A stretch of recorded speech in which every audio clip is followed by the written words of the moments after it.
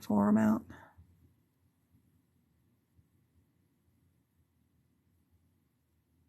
But that's nice. Every day by their physician. Holy crap. What do you guys think? Are we new admit, established office visit, discharging, or subsequent for this patient?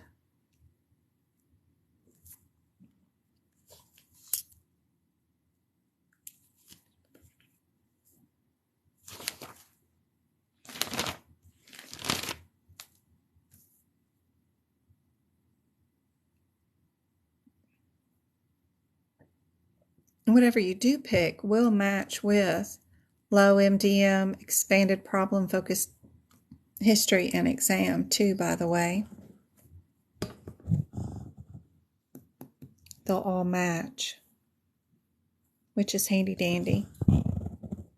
Not that you really have to look in this particular question, just knowing the header differences on these will get you to the right answer. Yes, indeed. We are subsequent for sure.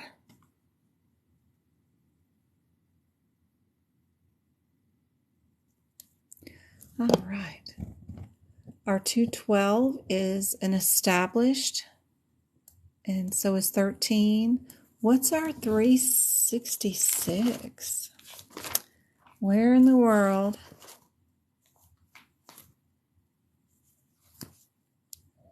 $366.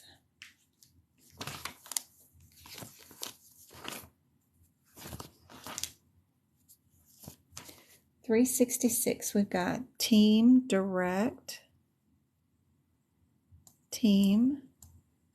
patient contact, and then 68 is non-physician without patient. Non-MD, no patient.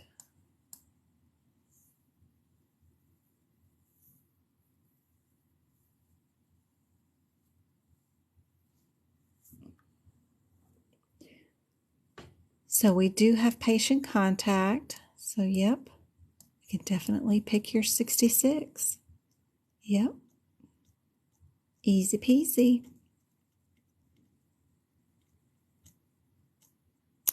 What is the definition of a consultation?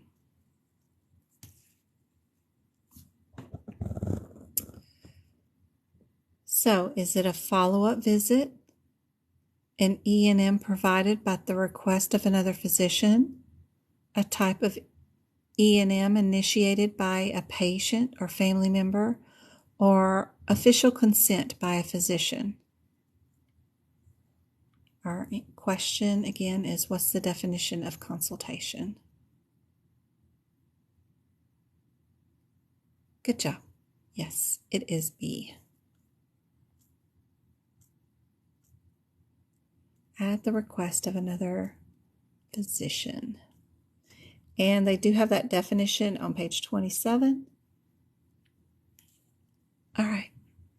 So we've got a new patient here. We've got a nurse visit here. They both start with N.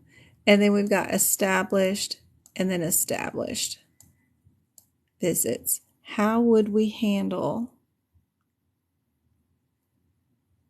a UTI and RX written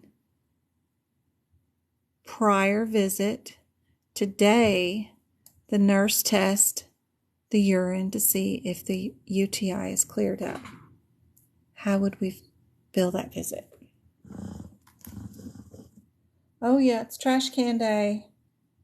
Gotta take the trash cans down.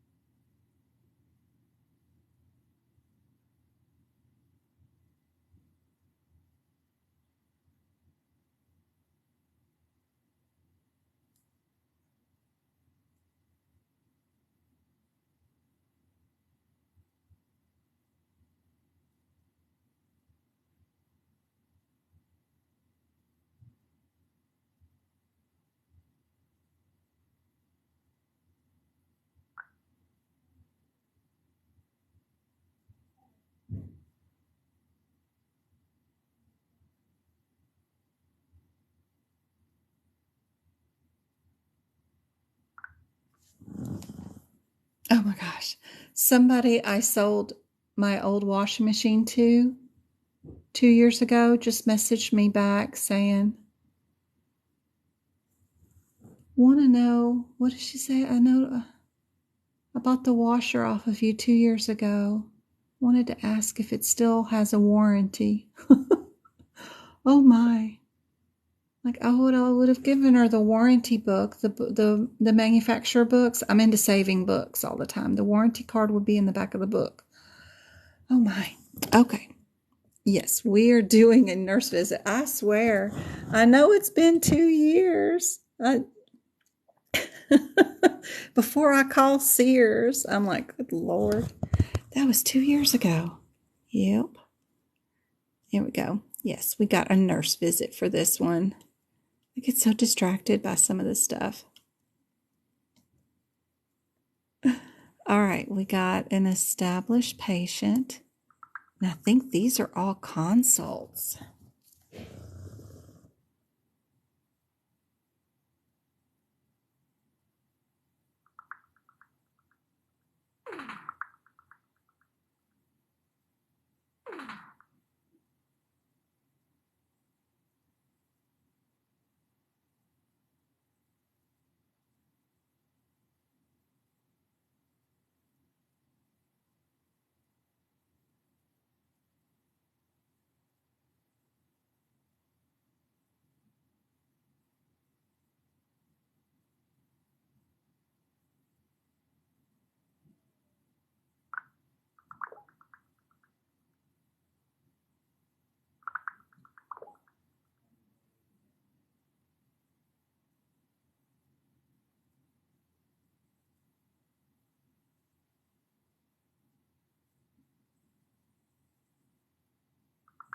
Some sort of warranty.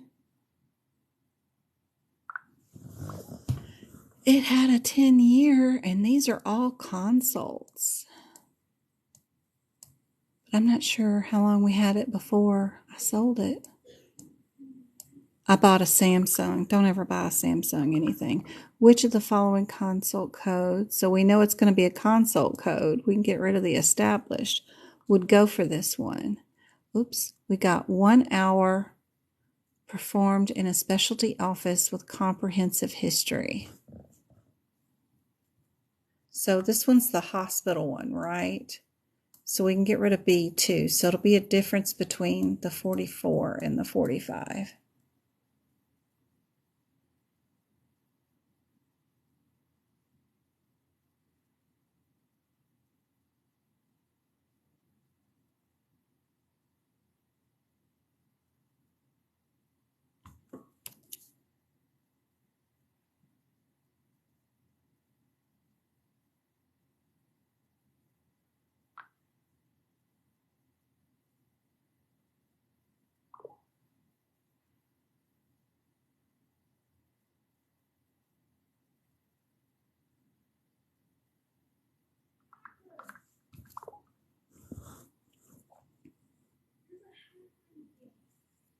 Here we go. It's the 44.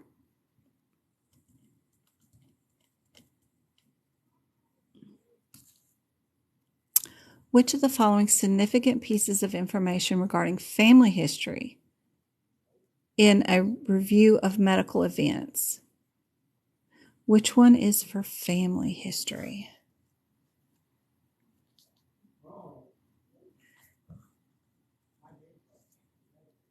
Happy to help. Hope it's been fine. Sorry, I'm getting distracted by this lady.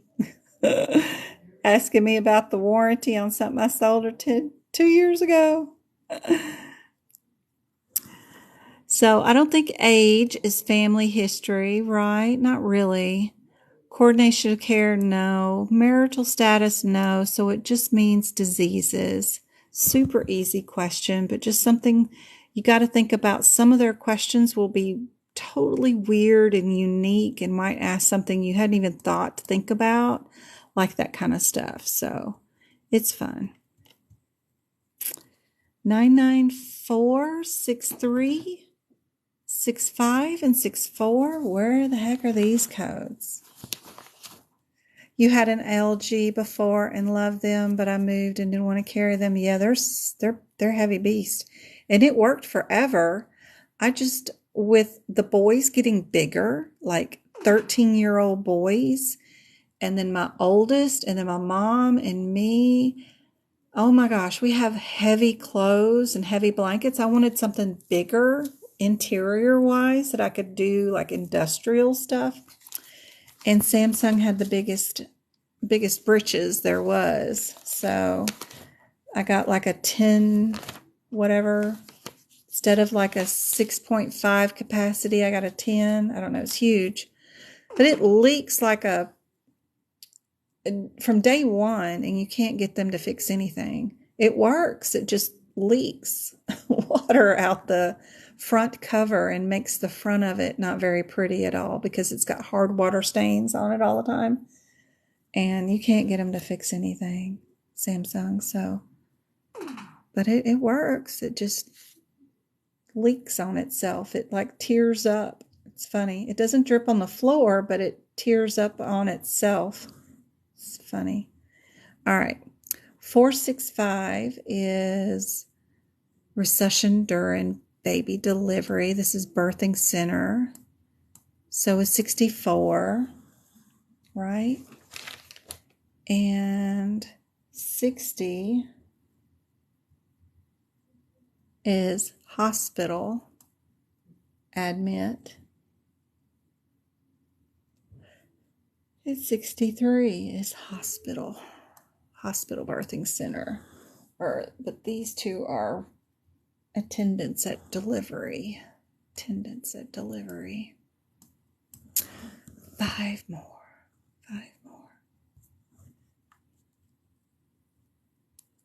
What have we got?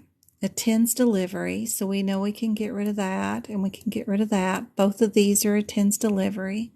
Did the baby have to do anything? The doctor didn't have to do anything. So no resuscitation, so we know our answer is 64. Does that make sense how 60 and 63 are part of the hospitalization, where these two are birthing centers?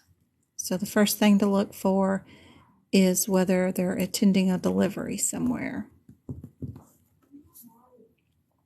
Yep. We've got our C.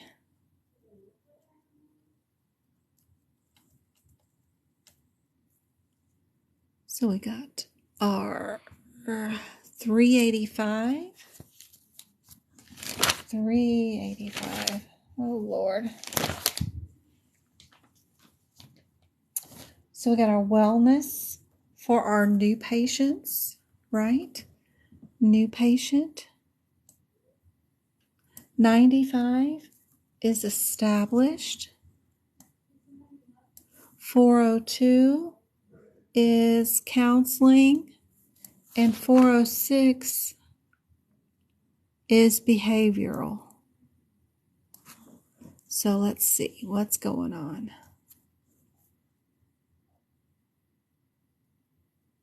We've got a 30-year-old. Comes in for a physical.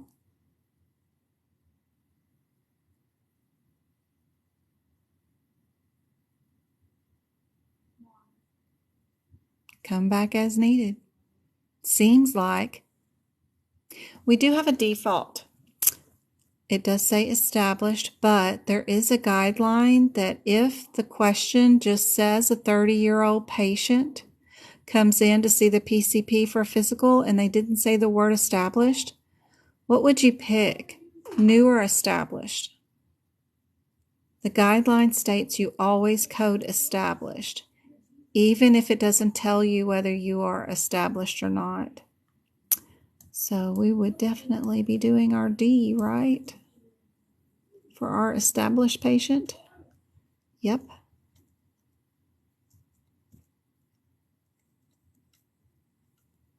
All right, what's going on with these 360s? There's a couple of them. Travis? No J works. What? Don't be spouting stuff to them. Hands. No, you didn't. You said Jesus. Oh, I can hear you. I said already. Jesus. Stop. Sorry, there's a hacker. No, there's not. There's people with better skills than you. You need to take that off, and you have to do your chore, which is fold the towels. Fold the towels. I got 5 more minutes of my live, and I'm coming out and I want the towels done. Okay? Sorry, trying to rein in the kids. He's on that monkey game going, Jesus this and Jesus that, boy.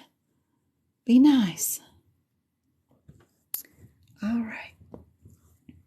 Need to say grape juice. All right. 360, we've got our standby services. How long was our standby services? 30 minutes. He does stay an extra 30 minutes. So how long?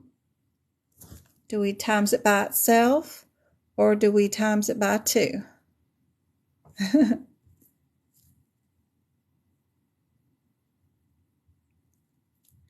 You're better than my instructor. No wonder I failed. Oh, I'm so sorry. I hope I can help. I really do. Good night, Annie. I see you later. I'm getting off here too, guys. This will be my last one. So, standby services. Sometimes when we know we can times thing, they get a little funky with the standby services. So don't forget you've got some guidelines here to be sure and note that you have done it. Standby services less than 30 minutes total on any given date is not reported separately. They do have, certain little things you got to make sure you do and don't do. I keep up a list of everything. So it looked like this person had 1 hour of standby services, which is 60 minutes, so that I know I can times 2 it. Anything that says the word each, even though it's not a plus symbol, means that we can, if the CPT code descriptor has it, can times that particular code if we need to. So in this instance, it looks like we did 30 minutes and then they stayed another 30 minutes, which means 1 hour. And I just keep a running list. If it's 45 minutes, what the answer is. If it's 2 hours and 15 minutes, I did times 3. 45 minutes is only the 60 and it's not times 2. But when you get to the 60, you can times 2 it. So stuff gets kind of confusing, but they have the rest of the guideline right here that the second and subsequent periods of standby time, as long as you've used the first 30 minutes, may be reported only if a full 30 minutes of standby has been provided. So you can't, if anything less than 60 minutes, like if it's 55 minutes, you're probably only going to code that one code by itself. It really wants you to make sure they've had that whole 30 minutes before you do a times 2 on it. So on this one, we do have the times 2 because they did the 30 minutes twice, full 30 minutes.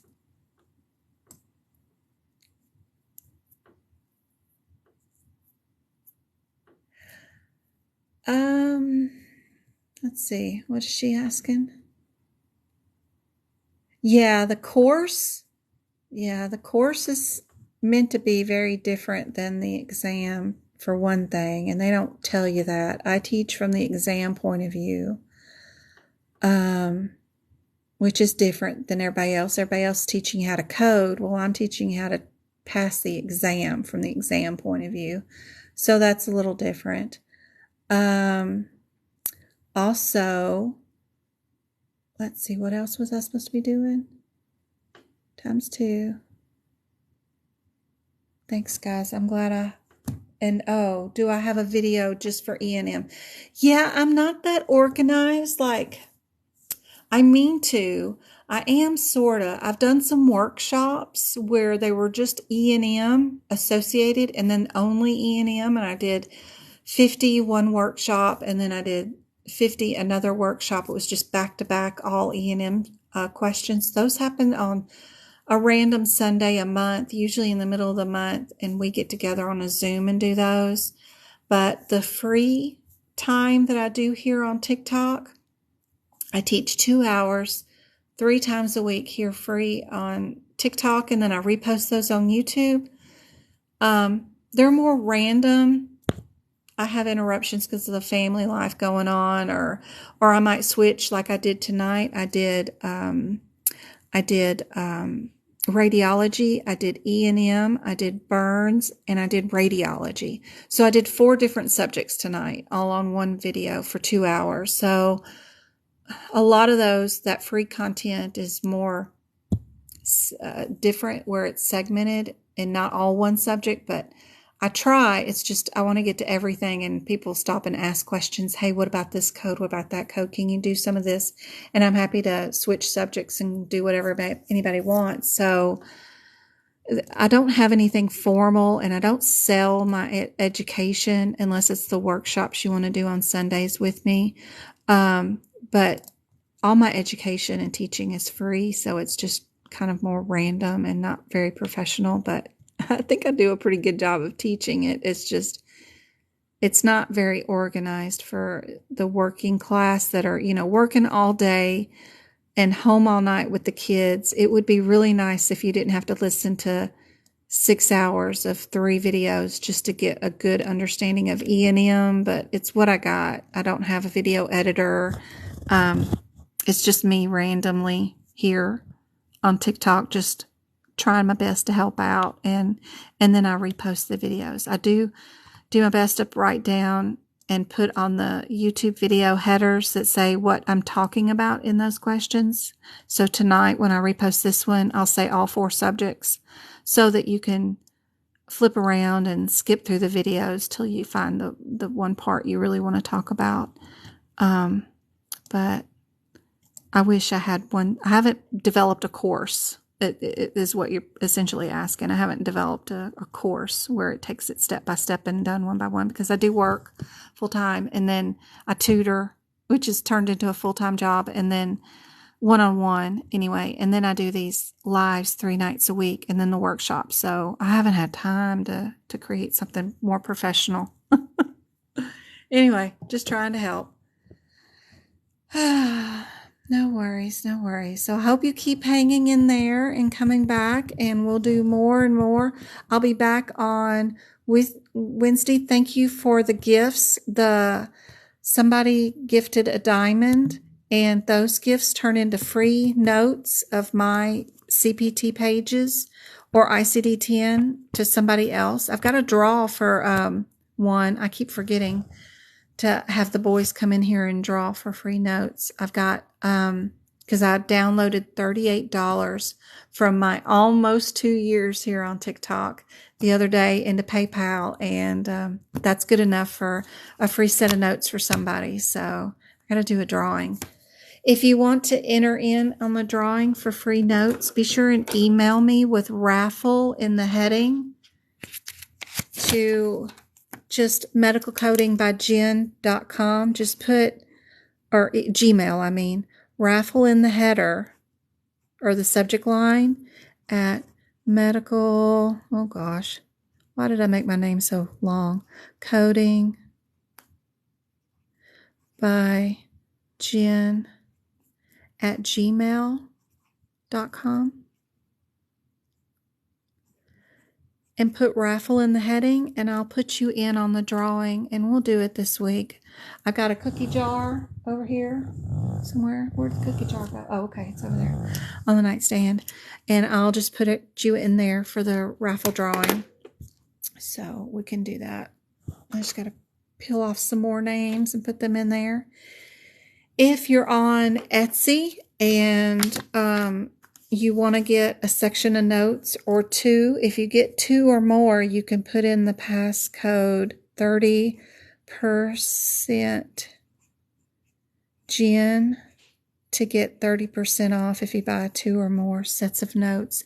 The ICD-10 notes are only on the medicalcodingbyjen.com website, and they're cheaper because I don't have to pay for the PayPal fees or the Etsy fees.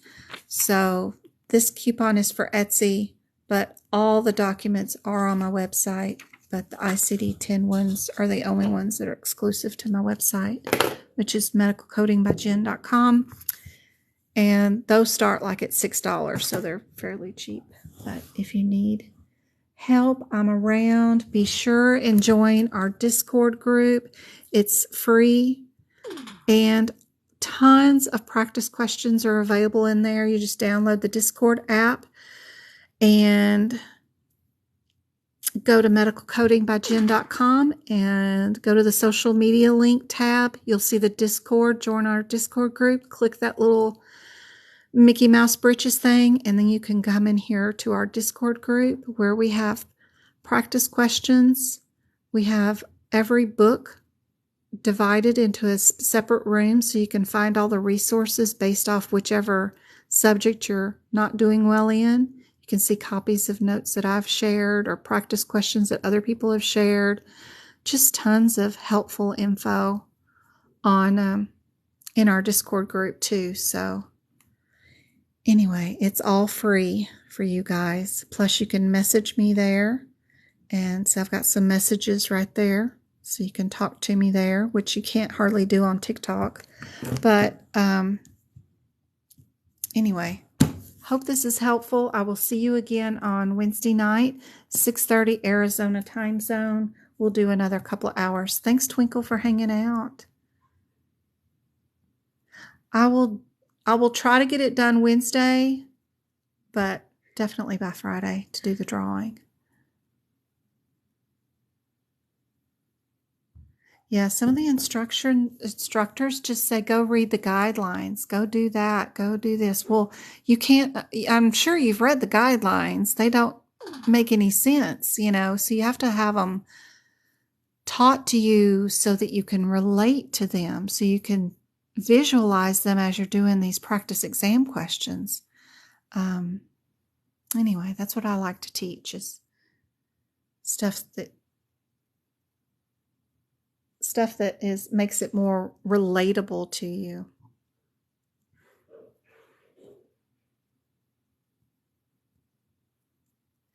Thank you, Michelle.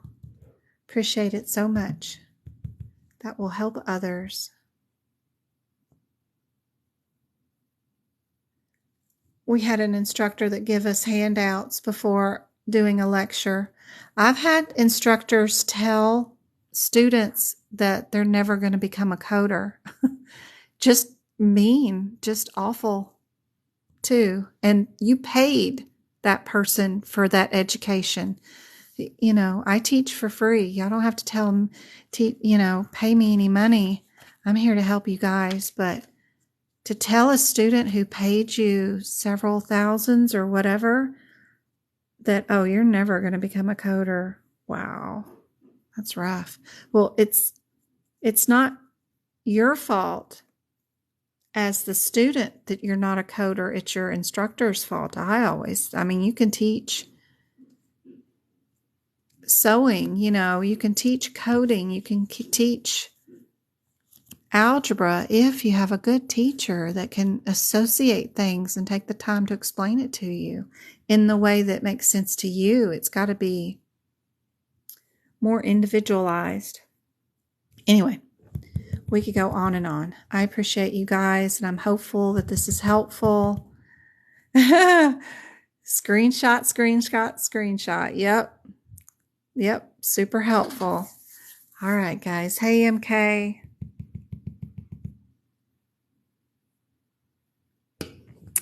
Yep. I got 2 kids that, one's on an IEP, so I completely agree with, I could teach Travis to be an astronaut if I had the time and the patience. You can do it. You can do anything you want, and you just have to figure out how that student learns, and you can teach them. You can't throw algebra at them if they don't know and understand the bare basics of the vocabulary. You got to break it down. I failed algebra, and then I failed pre-algebra. But I got to college and learned college algebra because I had a good college algebra teacher, thank God. Thank God. My goodness. But that's all I needed was a good teacher. All right, guys. I will see y'all again on Wednesday night. Thanks for hanging out. Get some rest. Yeah, math is awful. Good night.